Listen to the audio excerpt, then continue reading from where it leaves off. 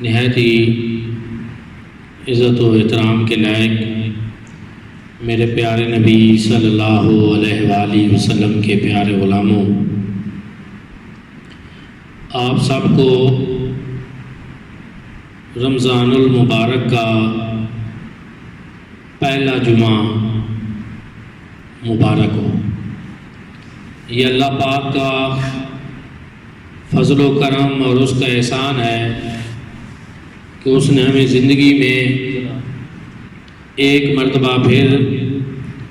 رمضان المبارک جیسا برکتوں اور رحمتوں والا مہینہ عطا فرمایا، اور رمضان المبارک کا ہر لمحہ ہر لحظہ برکتوں اور رحمتوں والا ہے، لیکن بالخصوص جمعۃ المبارک جو ہے اس کی برکات بہت زیادہ ہیں کہ جمعۃ المبارک کا فضیلت والا دن ہو اور رمضان المبارک کا مہینہ ہو۔ یہ خوش نصیب ہیں وہ لوگ جو آج اپنے خالق اور مالک کے حضور سر بسجود ہوں گے، اپنے خالق اور مالک کو راضی کریں گے۔ رمضان المبارک کے مہینہ میں ہم سب پر روزے فرض کیے گئے، اور روزہ کیا ہے؟ لغوی طور پر تو اپنے آپ کو روکنا، امساک، اس کو روزہ کہتے ہیں، لیکن شرعی اصطلاح میں الامساک عن الاکل والشرب والجماع، کہ صبح صادق سے لے کر غروب آفتاب تک اپنے آپ کو کھانے پینے اور وظیفہ زوجیت سے روکنے کا نام روزہ ہے۔ انسان جب روزہ رکھتا ہے تو یہ صرف محض کھانے اور پینے سے رک نہیں جاتا، بلکہ وہ عبادت کر رہا ہوتا ہے۔ اور اسلام کے جو 5 ارکان ہیں اور ستون ہیں کہ جن کے اوپر اسلام کی عمارت کھڑی ہے، ان میں سے ایک اہم رکن روزہ ہے۔ روزہ یہ اتنی اہمیت کا حامل ہے کہ قرآن مجید فرقان حمید میں اللہ رب العزت نے ارشاد فرمایا وَأَن تَصُومُوا خَيْرٌ لَكُمْ، تم روزہ رکھو یہ تمہارے لیے بہتر ہے۔ اور جب رمضان المبارک کا رحمتوں اور برکتوں والا مہینہ آتا ہے تو حضور نبی کریم صلی اللہ علیہ وآلہ وسلم نے ارشاد فرمایا اولہ رحمۃ وأوسطہ مغفرۃ وآخرہ عتق من النار، کہ رمضان المبارک کا پہلا مہینہ، پہلا عشرہ یہ رحمتوں بھرا ہے، دوسرا عشرہ مغفرت کا ہے، اور تیسرا عشرہ آتش جہنم سے رہائی کا ہے۔ اس میں رحمتیں بھی ہیں، برکتیں بھی ہیں، مغفرت بھی ہے، بخشش بھی ہے۔ یہ وہ اللہ رب العزت کا عطا کردہ خاص مہینہ ہے جو آج ہمارے درمیان جلوہ فگن ہے۔ حضرات ذوالفقار، مختلف عشروں کی مختلف دعائیں ہیں، اور رمضان المبارک کا جو پہلا عشرہ ہے اس کی دعا رب اغفر وارحم وانت خیر الراحمین، یہ دعا اس میں آپ زیادہ سے زیادہ مانگیں اور پڑھیں۔ لیکن جب ہم اس دعا کے ترجمہ اور اس کے مفہوم پہ غور کرتے ہیں تو پھر یہ بات سمجھ آتی ہے کہ رمضان المبارک کے پہلا عشرہ میں تو بطور خاص ہم یہ دعا مانگیں، لیکن اپنی عمومی زندگی میں بھی اپنے خالق اور مالک سے یہ سوال کرتے رہیں کہ رب اغفر، اے ہمارے رب ہماری مغفرت فرما، وارحم اور ہمارے اوپر رحم فرما، انت ارحم الراحمین اور تو سب سے زیادہ رحم فرمانے والا ہے۔ اے اللہ تو رحم کر، مغفرت فرما، رحم فرما اور تو سب سے زیادہ رحم فرمانے والا ہے۔ یہ ایسی دعا ہے کہ جس کی ہمیں پوری زندگی میں ضرورت ہے کہ ہم اپنے خالق اور مالک سے بخشش اور رحمت طلب کرتے رہیں۔ روزہ کے برکات، فضائل، اس کی اہمیت، اس کی افادیت، اس پہ اگر کوئی انسان بات کرنا چاہے تو کما حقو کبھی بھی پوری طرح اس کی فضیلت بیان نہیں کر سکتا۔ اس کے اوصاف بہت زیادہ ہیں، اس کی برکات کثیر ہیں، اس کے فضائل بے شمار ہیں، اور اس وجہ سے یہ ہمارے لیے ممکن بھی نہیں کہ ہم روزے کی برکات اور فضائل اور ثمرات سارے بیان کر سکیں، لیکن کچھ جو ہمیں معلوم ہیں وہ میں بیان کرنا چاہتا ہوں، اور اس میں دو چیزیں ہیں۔ ایک روزے کے ظاہری فوائد ہیں، ایک روزے کے باطنی فوائد ہیں، دو الگ چیزیں ہیں، اور اس کو اس طرح سمجھنا ضروری ہے کہ عمومی طور پر جو باطنی چیزیں ہوتی ہیں وہ ہماری آنکھوں سے اوجھل ہوتی ہیں، ہمیں معلوم نہیں ہوتا، اور لوگ جو ہیں وہ اس چیز کو زیادہ جلدی ایکسیپٹ کرتے ہیں کہ جو چیز آنکھوں کے سامنے، جو ظاہری طور پر ہم دیکھ رہے ہوں۔ تو اس وجہ سے میں یہ چاہتا ہوں کہ آج کے اس جمعۃ المبارک کے اس بابرکت موقع پہ میں رمضان المبارک کے روزے کے جو ظاہری فوائد ہیں آج میں وہ بیان کروں، اور اگلے جمعۃ المبارک کے اوپر روزے کے جو باطنی فوائد ہیں وہ بیان کروں۔ ظاہری فوائد سے پھر یقیناً لوگ جو ہیں وہ بات کو ذرا زیادہ آسانی سے سمجھ پائیں گے، لیکن روزے کے ظاہری فوائد ہوں یا باطنی ہم سب کو مانتے ہیں، کیونکہ روزے کی جب فضیلت اللہ اور اس کے رسول صلی اللہ علیہ وسلم نے بیان کر دی تو اب ہمارے لیے یہی ہے کہ ہم اس کو جو ہے وہ مانیں، اس پر عمل کریں اور اس کی ادائیگی اس کی روح کے مطابق کریں۔ روزے کی جو ظاہری ایک حکمت ہے اس میں سب سے پہلی چیز یہ ہے کہ انسان اور حیوان ان دونوں کے درمیان ایک فرق قائم ہو جائے اور یہ پتہ چل جائے کہ حیوان کی زندگی اور انسان کی زندگی میں فرق ہے۔ حیوان کی زندگی کیا ہے؟ کھاتا پیتا ہے، بس یہ اس کی زندگی ہے۔ سوچنا یہ حیوان کا کام نہیں ہے۔ باقی اعمال جو ہیں زندگی کے سر انجام دینا یہ حیوان کا کام نہیں ہے، لیکن انسان جو ہے اس کے ذمے اور بہت سارے کام ہیں کہ کھانے پینے کے علاوہ اس نے رب تعالیٰ کی بندگی بھی کرنی ہے، بچوں کی تربیت بھی کرنی ہے، اپنا پیٹ بھی جو ہے وہ پالنا ہے، اور بہت سارے امور سر انجام دینے ہیں۔ لیکن روزہ ایک مہینے میں صبح سے شام تک جب ہم کھانے پینے سے باہر آ جاتے ہیں اور اپنے آپ کو روک لیتے ہیں تو گویا ہم یہ ثابت کرتے ہیں کہ ہم حیوان اس طرح کے نہیں ہیں جس طرح کی گائے بھینس سارا دن کھاتی پیتی ہیں بس، بلکہ کھانے پینے کے علاوہ بھی ہماری زندگی کے اور بہت سے مقاصد ہیں اور بہت سے امور ہیں جو ہم نے سر انجام دینے ہیں۔ ایک تو یہ ایک فرق جو ہے وہ روزے سے پتہ ہمیں چلتا ہے، کیونکہ آج ہماری زندگی میں ہم کتنے ایسے لوگوں کو دیکھتے ہیں جن کی زندگی کا مقصد بس ہے ہی کھانا پینا اور سونا، بس اور کوئی کام ہی نہیں ہے، کھا پی لیا سو لیا اور زندگی گزار دی، یہ ان کی زندگی کا مقصد ہے۔ لیکن روزے دار کو روزہ یہ شعور فراہم کرتا ہے، یہ احساس اجاگر کرتا ہے کہ بھائی اگر اس کا نام زندگی ہے تو یہ زندگی تو بھینس کے اندر بھی پائی جاتی ہے، پھر یہ چیز تو گائے کے اندر بھی پائی جاتی ہے کہ وہ بھی کھاتے اور پیتے ہیں، لیکن انسان کے اندر فرق اس چیز کا ہے کہ انسان بعض کھاتا اور پیتا نہیں ہے، بلکہ جب اللہ پاک اس کو روکتے ہیں کہ اب کھانے سے رک جا تو یہ رک جاتا ہے، جب اللہ پاک فرماتے ہیں اب نہیں پینا تو یہ نہیں پیتا، جب اللہ پاک فرماتے ہیں کہ اب اپنی وہ زوجہ جو تیرے لیے شرعاً اس کے پاس جانا تیرا جو ہے وہ حلال ہے اور جائز ہے لیکن اب نہیں جانا تو انسان رک جاتا ہے۔ یہ ساری چیزیں، یہ شعور یہ ہمیں روزے سے ملتا ہے۔ دوسری چیز، اور وہ ہے کہ انسان اور ملائکہ میں ایک فرق ہے۔ انسان کھاتا بھی ہے، پیتا بھی ہے،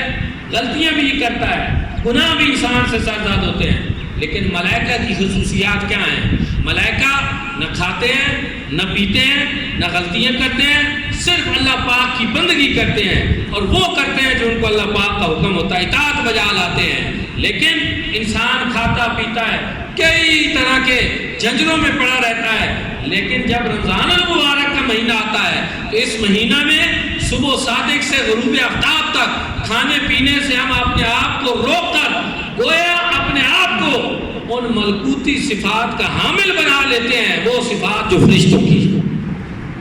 انسان ہو کر فرشتوں کی صفات کا حامل ہو جاتا ہے اور ملکوتی صفات اس کے اندر آ جاتی ہیں، اور وہ انسان کی روح جس کو ہم پورا سال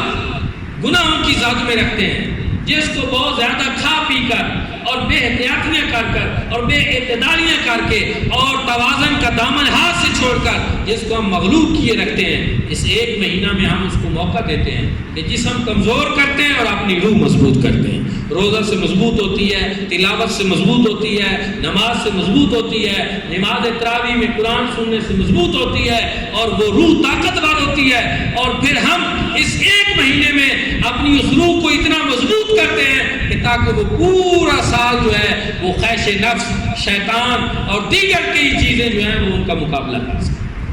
تو یہ تیسری چیز ہے جو ہمیں روزہ سے نصیب ہوتی ہے کہ انسان اپنی جو ہے وہ روح کو بھی مضبوط کرتا ہے اور ملکوتی صفات کا حامل ہو جاتا ہے، فرشتوں کی صفات کا حامل ہو جاتا ہے۔ پھر ایک اور چیز کہ انسان اپنی صحت کو بہتر کرتا ہے روزے کے ذریعے۔ روزہ انسانی صحت کے لیے از حد ضروری ہے۔ دنیا بھر کے اطباء، ڈاکٹرز وہ کہتے ہیں کہ بھائی ساری زندگی کھاتے پیتے نہ رہو، بلکہ اپنے معدے کو ریسٹ دیا کرو، معدے کو ریسٹ دیا کرو، اس کو موقع فراہم کرو۔ یہ پورا سال اپنا عمل کرتا ہے، مشینری ہے، چلتی ہے، پھر اس کو یہ تھک جاتی ہے،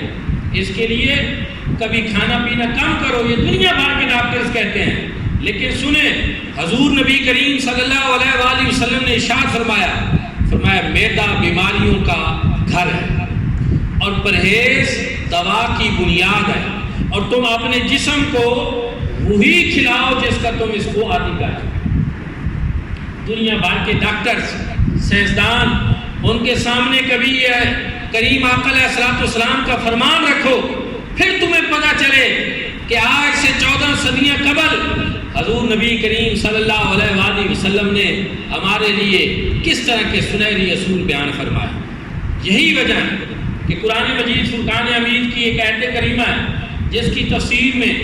امام عبداللہ نسوی بیان کرتے ہیں کہ کلوا واشربوا ولا تسرفوا انہ لا یحب المسرفین،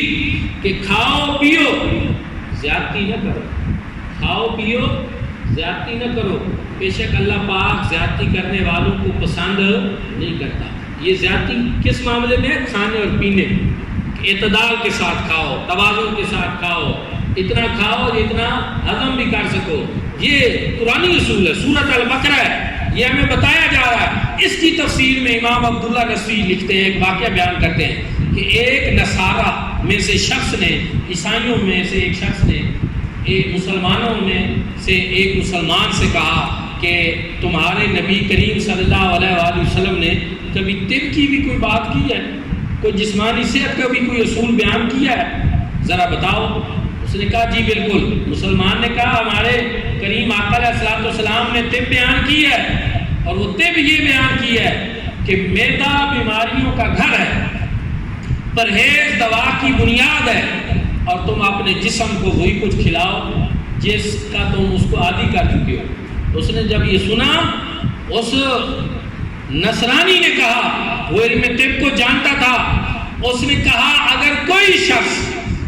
علم طب کو کسی ایک جملے میں بیان کرنا چاہے تو اس سے بہتر اس کو کوئی اور الفاظ نہیں مل سکتے۔ گویا حضور نبی کریم صلی اللہ علیہ وآلہ وسلم نے ساری طب کو جو ہے وہ ان چند جملوں کے اندر بیان فرما دیا۔ ان چیزوں کا روزے سے تعلق ہے نا؟ پھر سنیں، مقوقس کا بادشاہ اور وہاں کے لوگ مسلمانوں، اس بادشاہ نے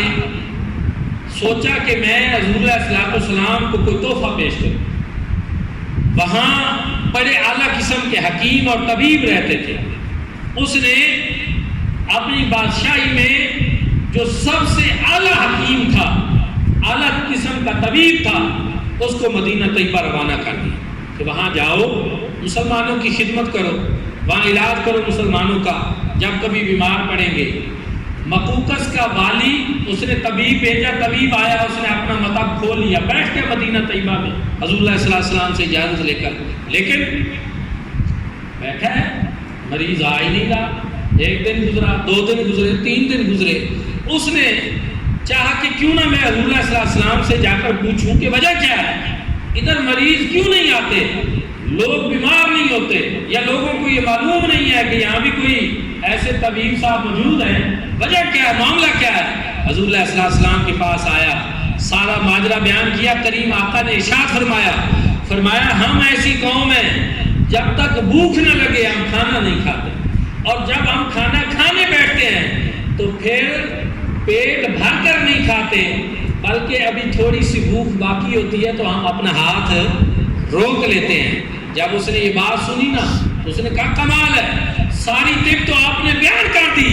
اور جہاں اس طرح کے طب کے اصولوں پر عمل کرنے والے موجود ہوں وہاں کسی طبیب اور ڈاکٹر کی کوئی ضرورت نہیں۔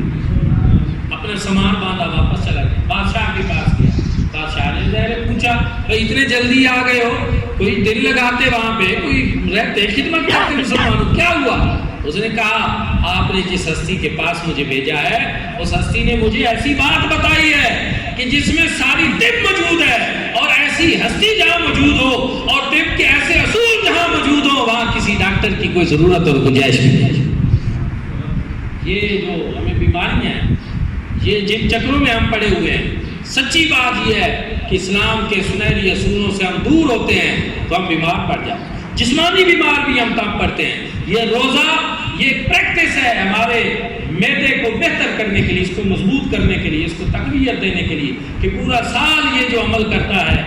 پورا سال ہی مسلسل ہم اس کو کھلاتے پلاتے رہتے ہیں، اس پہ دباؤ بڑھتا ہے، یہ کمزور ہوتا ہے۔ تو اسلام نے شریعت مطہرہ میں باطنی فضائل میں نے کہا میں آئندہ جمعے پہ بیان کروں گا، آج میں روزے کے ذہنی فوائد پہ بات کر رہا ہوں کہ سب سے بڑا فائدہ یہ ہے کہ انسان کے معدے کو ریسٹ ملتی ہے۔ لیکن یہاں میں ایک بات آپ سب کے لیے کہوں گا کہ اگر کوئی ہمیں سحری و افطاری کے ہمارے معمولات دیکھے نا تو وہ پھر سمجھے گا کہ اس ادھر ریسٹ والی کوئی بات شاید نہیں، کیونکہ سحری بھی ہم دبا کے کر دیتے ہیں، اور افطاری میں بھی پھر ہمیں جو کچھ ملتا ہے ہم کھا جاتے ہیں، اور پھر وہ بات نہیں رہتی۔ اصل جو روح ہے نا روزے کی، وہ صرف بھوکا اور پیاسا رہنا نہیں، کچھ چیزوں کی پریکٹس ہے، کچھ سمجھانا ہے، یہ ساری چیزیں بھی ضروری ہیں۔ اس لیے میں یہ ضرور کہوں گا سحری کریں، حضور نے فرمایا، کریم آقا علیہ السلام نے ارشاد فرمایا سحری کرو، سحری میں برکت ہے۔ سحری لیٹ کرنا یہ مستحب ہے، دیر سے کریں سحری یہ مستحب ہے،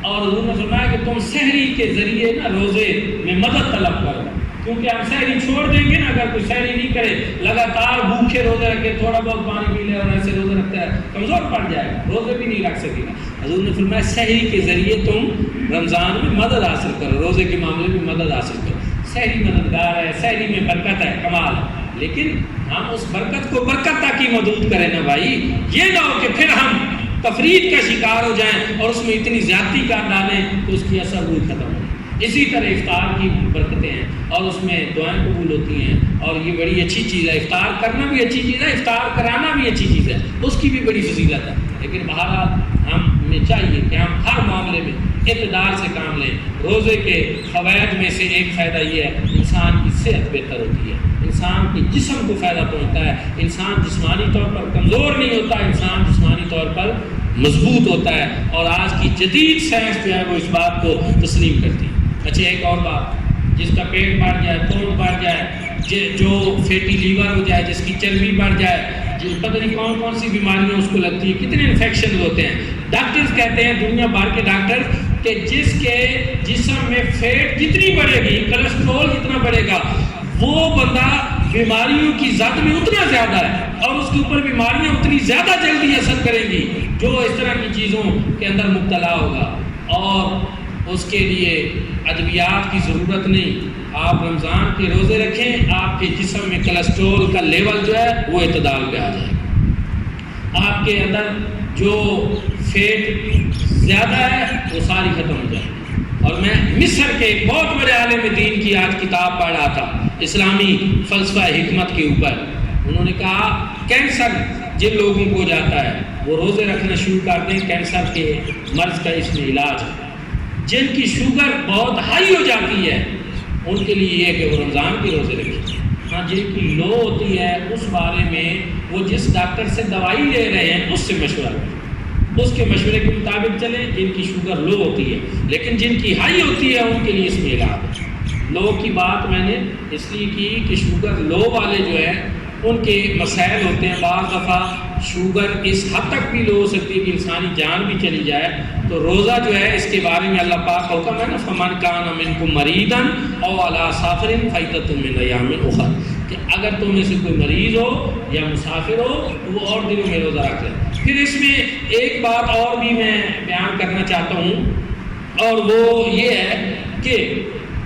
مریض اور دنوں میں روزہ رکھ لے، مسافر اور دنوں میں روزہ رکھ لے۔ آج کل ایک بات ہے کہ جس کے پاس پیسے زیادہ ہو نا، مالدار لوگ روزہ نہیں رکھتے، فدیہ دے لیں، یہ بات غلط ہے۔ فدیے کا ایک پورا مفہوم ہے، اس کو اس کے مطابق جاننا ضروری ہے۔ فدیہ اس بندے پر ہے جو بزرگی، لچارگی اور بڑھاپے کی اس عمر کو پہنچ چکا ہے کہ اب اس کا دوبارہ واپس آنا ممکن نہ ہو، تو اس کے لیے یہ ہے کہ وہ بندہ کیا کرے، وہ اب فدیہ دے۔ یا وہ والا مریض کہ جس کے صحت مند ہونے کے چانسز ختم ہو، اور جس کے بارے میں ڈاکٹروں نے، ماہرین نے یہ بتا دیا ہے کہ اب یہ دوبارہ صحیح نہیں ہوگا اور قضا پھر نہیں لوٹا سکے گا روزوں کی، اس کے لیے یہ ہے کہ وہ فدیہ دے۔ یہ نہیں ہے کہ ہر بندہ فدیہ دے دے، بس تھوڑا سا ادھر سر میں آج دارد ہوا چلو فدیہ دے لیں گے، یہ بات نہیں ہے۔ اور شہروں میں واقعی ایسا کر رہے ہیں لوگ، جن کے پاس پیسہ زیادہ ہے نا، وہ سارا دن ہٹے کٹے ہیں، اے سی پہ بیٹھتے ہیں اور فدیہ دے رہے ہیں۔ یہ کوئی بات فدیہ ہے مگر ان کے لیے جو بزرگی اور بڑھاپے کی اس عمر کو پہنچ جائیں کہ جہاں سے واپسی پھر مشکل، یہ چیز یاد رکھیں۔ پھر ایک اور بات ہے کہ رمضان زکوٰۃ کا مہینہ ہے، 46,329 روپے جو ہیں گورنمنٹ نے یہ زکوٰۃ کے لیے نصاب بتایا۔ جس کے پاس اتنی نقدی، سونا چاندی، مال تجارت میں سے جس کے پاس اتنا کچھ ہے اس پر لازمی ہے کہ وہ زکوٰۃ ادا کرے۔ دوسری چیز ہے فطرانہ۔ مفتی اعظم پاکستان مفتی منیب الرحمان صاحب نے 125 روپے جو ہے فطرانہ بتایا، اور قرآن نے جہاں یہ بات کی ہے نا فدیہ اور فطرانہ کی، وہاں پہ فرمایا فمن تطوع خیرا فہو خیر لہ، کہ اگر تم اس سے بڑھاؤ تو یہ تمہارے لیے بہتر ہے۔ اس چکر میں لوگ پڑ جاتے ہیں کہ 125 نہیں 120 بنتا ہے، بھائی کس چکر میں؟ قرآن کہتا ہے اس کو بڑھاؤ تو تمہارے لیے بہتر ہے، ایک بات۔ دوسری چیز یہ کہ فطرانہ یا فدیہ یہ صرف گندم کا نہیں بلکہ یہ جو، کھجور، کشمش، پنیر اور کئی چیزیں ہیں، اور ان کے 4 کلو ہے، 4 کلو جو ہے کھجور، 4 کلو کشمش، 4 کلو پنیر، ان کے ذریعے جو ہے یہ فطرانہ اور فدیہ بھی مالدار لوگ دے سکتے ہیں، کہ جن کے پاس اربوں کروڑوں روپے ہیں ان کے لیے 125 روپے کی بات کرتے ہوئے بھی عجیب لگتا ہے، ان کو پھر یہ بتایا گیا کہ وہ کھجور کے مطابق دیں یا کشمش کے مطابق دیں۔ اور میرے اپنے علم میں ہیں ایسے کچھ لوگ، 1-2 بندے زمیندار بڑے جن کو ہم نے یہ بات بتائی، اور اب ہر سال وہ کھجور کے مطابق فطرانہ دیتے ہیں۔ ہم نے ان کو مسئلہ بتایا، اللہ نے ان کو بہت کچھ دے رکھا تھا، مال بڑا تھا، ہم نے کہا کہ عجیب بات ہے، آپ لوگ لاکھوں کروڑوں والے ہیں اور یہ آپ کیوں کرتے ہیں؟ تو انہوں نے کہا ٹھیک ہے ہم آئندہ سے کھجور کے مطابق۔ اور پھر اس میں آخری بات یہ ہے، اور وہ یہ ہے کہ آپ نے دیکھا ہم یہاں وضو خانہ اس کا کام کروا رہے ہیں، ٹائلٹ باتھ بننے ہیں، اب پلر 1-2 رہ گئے ہیں، یہ باقی اس کے اوپر اب لینٹر ڈالنا ہے، اور تقریباً یہ مجموعی طور پر جو پورا اسٹیمیٹ ہم نے لگوایا تھا نا تخمینہ لاگت وہ 8.5 لاکھ تھا، گٹر سے لے کر یہ پورا مکمل ہونے تک، جس میں سے اب تک ہم سمجھتے ہیں کہ تقریباً گٹر اور یہ پلر اور یہ سریا اور جو چیزیں ہوئیں یہ تقریباً 2 لاکھ روپیہ مزدوری سمیت اب تک خرچ ہو چکا ہے۔ اب 6.5 لاکھ کا یہ کام باقی ہے، 2 لاکھ روپے ادارے کے ماہانہ اخراجات ہیں۔ بچے ادھر نہ بھی ہوں تب بھی ادارے کے اندر 70 سے 80 ہزار روپیہ وہ اساتذہ کی تنخواہیں ہیں جو ہمارے ذمہ پھر بھی ہوتی ہیں، بچے ادھر نہ بھی ہوں تو یہ بات آپ یاد رکھیں۔ 75 حفاظ کرام ہیں جن کی ڈیوٹی پوری وادی سوم میں ہم نے لگا رکھی ہے، جو سنتے سناتے ہیں۔ 20 سے زائد مساجد میں اس ادارے کے بچے طلباء اور اساتذہ امام اور خطیب ہیں۔ پوری وادی میں اتنے تھوڑے عرصے میں اس خدمت دینی کی کوئی دوسری مثال ہمارے نزدیک نہیں ہے۔ ہم نے چیک کیا کہ کوئی اور ادارہ ایسا نہیں ہے جس نے 30 حافظوں کی بھی اکٹھی ڈیوٹی لگائی ہو۔ ہم نے 75 کی سال، پچھلے سال ہمارے 65 تھے، اس سال 75 ہو گئے، تو الحمدللہ یہ سلسلے اور زیادہ بڑھے ہیں۔ اور ان میں سے تقریباً اب بھی روزانہ افطاری کے وقت جو ہے جو حفاظ کرام قریب کی مساجد کے وہ یہاں ہی رہتے ہیں، ان کے اور قریباً 20 سے 25 بندے روزانہ افطاری کے دسترخوان پہ اب بھی ہوتے ہیں۔ یہ چیزیں میں نے اس لیے بتائیں کہ لوگ پروپیگنڈا کرتے ہیں کہ مدرسوں میں تو جی چھٹیاں ہیں پھر زکوٰۃ دینے کی ضرورت نہیں۔ بھائی ہم تو پورا سال جو مدرسے کا ڈیبٹ ہوتا ہے، جو اخراجات ہوتے ہیں وہ جمع ہوتے رہتے ہیں، قرضہ بنتا رہتا ہے دکاندار کا۔ میں ایک مثال دیتا ہوں کہ جب سے ہم نے ادارہ شروع کیا نا، ہم کرانہ کا سودا حاجی اشرف صاحب سے لیتے ہیں، ہمارے ڈھاکے کے سامنے وہ ہمارے پڑوس میں سب لوگ ان کو جانتے ہیں۔ کبھی ان سے جا کر پوچھیں کہ ہر مہینے ہم ان کے کتنے مقروض ہوتے ہیں۔ سب سے آسان بات ہے، آپ کے شہر کا بندہ آپ اس سے پوچھیں۔ میں ایک دوسری مثال دینا چاہتا ہوں، حاجی ظہور صاحب ہیں، ان سے ہم یہ تعمیرات کے کام میں مدد لیتے ہیں، اور یہ جتنا کام ہے اس میں آج تک انہوں نے ہم سے ذاتی طور پر کوئی 1 روپیہ بھی نہیں لیا۔ جتنی یہ اس میں ہیلپ کرتے ہیں نا خود، اس میں کوئی 1 روپیہ یہ نہیں لیتے، مشاورت کرتے ہیں، آتے ہیں جب بلاتے ہیں۔ ان سے آپ پوچھیں کہ یہ کتنے معاملات ہیں جو تعمیراتی سلسلہ میں ہمیں مزید ہم نے آگے بڑھنا ہے، ہم نے مزید آگے زمین خریدنی ہے، اور وہ لاکھوں روپے کی زمین ہے جو ہم نے مزید ادارہ کے لیے خریدی۔ بچیوں کا جو ادارہ ہے جس کی بلڈنگ ہم نے کرائے پہ لے لی اور لاک ڈاؤن ہو گیا، ادارہ آگے ابھی عارضی طور پہ بند ہو گیا گورنمنٹ کے حکم کی وجہ سے، تو اس کا کرایہ 25,000 روپے ماہانہ ہے۔ اب وہ دینا ہے ہم نے بغیر ادارہ شروع کیے، وہ قدرت کی طرف سے ایسا ہو گیا کہ وہ 25,000 وہ الغرض لاکھوں میں اخراجات ہیں، لاکھوں میں۔ لیکن ہم سب کو چاہیے کہ ہم رمضان المبارک میں جو زکوٰۃ، صدقات اور فطرانے کا مہینہ ہے، اور اب تو عشر بھی ساتھ آ گیا، جس مہینے میں نفسیات بتا رہا ہوں، جس مہینے میں لوگ قربانی کی کھالیں دے لیں نا، اس مہینے اور کچھ نہیں دیتے کہ چلو ہم نے سال کا خرچہ دے دیا۔ اور اب وہ کھالیں، حقیقت یہ ہے کہ جو ان کا ریٹ ہے نا، وہ آج کل امریکہ کا تیل اور ہماری کھالوں کا معاملہ برابر ہے، تو وہ بھی کہتا ہے کہ پیسے بھی لے جائیں اور تیل بھی لے جائیں، اتنی تیل کی قیمت ڈاؤن ہو گئی۔ کھالوں کی بھی یہی پوزیشن ہے کہ ہمیں بعض دفعہ تو کھال اٹھانی جو ہے نا وہ مہنگی پڑ جاتی ہے، اس لیے کیونکہ لیتا ہی کوئی نہیں، اب ضائع ہو جاتی ہے، سمجھو قیمت ہی کوئی نہیں۔ تو اسی طرح جو عشر دیتا ہے وہ سمجھتا ہے زکوٰۃ نہیں دینی، جو زکوٰۃ دیتا ہے وہ سمجھتا ہے فطرانہ نہیں دینا۔ بھائی عشر جو ہے وہ زمینی پیداوار کی زکوٰۃ ہے، وہ الگ ہے۔ زکوٰۃ مالدار لوگوں پر الگ فرض ہے، فطرانہ مالدار صاحب نصاب لوگوں پر بھی ہے، اور وہ لوگ جو صاحب نصاب نہیں لیکن روٹین کی لائف جن کی چل رہی ہے ان کے اوپر بھی فطرانے کا نصاب مزید ہلکا ہو جاتا ہے 46,000 سے بھی۔ اس لیے آپ سب لوگ ان چیزوں میں ہمارا دست و بازو بنے۔ میں مسجد میں بیٹھا ہوں، میں پورا مہینہ جب لوگ قرنطینہ بنائے بیٹھے رہے، آئسولیشن میں رہے، یا یوں سمجھیں ہم بھی علیحدگی میں اپنا کام کرتے رہے، پورا مہینہ میں سوچتا رہا کہ کیا وادی سون میں دینی خدمات کے حوالے سے کیا اس طرح کا ایک جامع ادارہ یہاں موجود ہے جو لوگوں کو ہمہ وقت ہمہ جے بھرپور اور ہر طریقے سے دینی خدمت انجام دے، کہ اس کے حافظ اچھے ہوں، اس کے پاس تیار کردہ عالم بھی ہوں، اور سوشل میڈیا پہ فون، واٹس ایپ، میسنجر اور پبلکلی اور جمعہ اور مساجد میں خطیب اور ائمہ اور ہر سطح پہ جو ہے ایسے لوگ تیار کر کے دیے جائیں کہ وادی سون میں دینی کام اچھے طریقے سے ہو۔ بغیر مثلا ضروری نہیں کہ آپ عیسائی کوئی سازش کریں تو ہم پھر جذبہ جہاد دکھائیں گے،